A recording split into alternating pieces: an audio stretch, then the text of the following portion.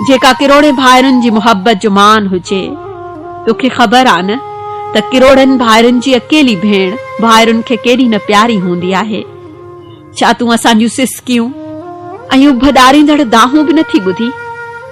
भेण, तूं एॾो परे छो हली वई आहीं?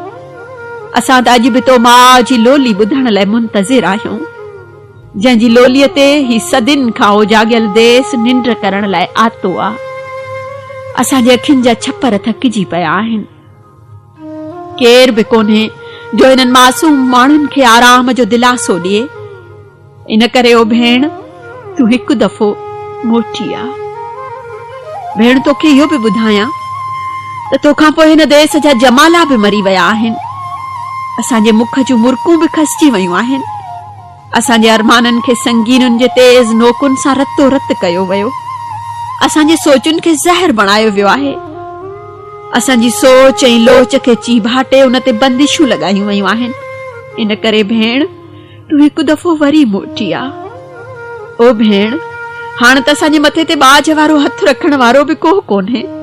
तूं अची ॾिस त असां कीअं यतीमनि ऐं लावारसनि जीअं थी विया आहियूं, ऐं अलाए त केतिरा मासूम माण्हू बेक़सूर कंहिं ज़ालिम जे गोलियुनि जो खाज बणिजी रहिया आहिनि।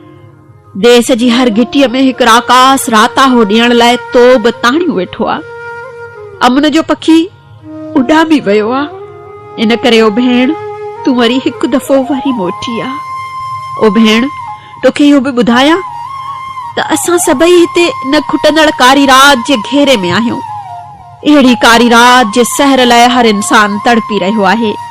तूं ई त उन खुशनुमा सुबुह जो सोजरो आहीं। तूं ई त सुख ऐं अमन जो पहिरियों किरड़ो आहीं। ईअं न थिए त हीअ कारी रात हमेशा जे लाइ असांखे बेनूर बणाए छॾे। पोइ केरु ॾींदो बेनूर इंसाननि खे मंज़िलनि जो ॾस? इन करे ओ भेण, तूं हिकु दफ़ो वरी मोटी आ। ओ मुंहिंजी भेण, अची ॾिस त असांजे अखियुनि जा नार जेकी मुसलसल वही रहिया आहिनि। हर तरफ़ ॻोढ़नि जो सैलाब ई सैलाब आ। छा इहो सैलाब असांजे वजूद खे वहाए त न वेंदो? हितां जो हर मासूम ॿारड़ो पंहिंजे नंढड़नि हथनि सां तोखे सॾे रहियो आहे।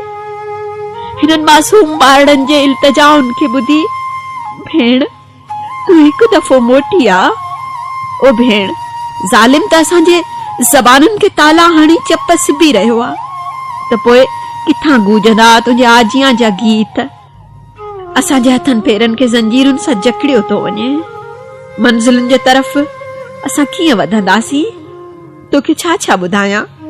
तोखे कीअं ॿुधायां त हितां जे ज़िंदाननि जा पेट असांजे जिस्मनि सां भरिया विया अथई। बसि ईअं खणी चवां त हितां जो हर घर हिकु क़ैद खानो बणिजी चुको आ। कॾहिं कीअं मिलंदी रिहाई?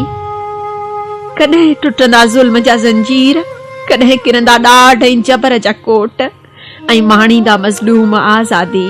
इन करे ओ भेण, तूं हिकु भेरो मोटी आ।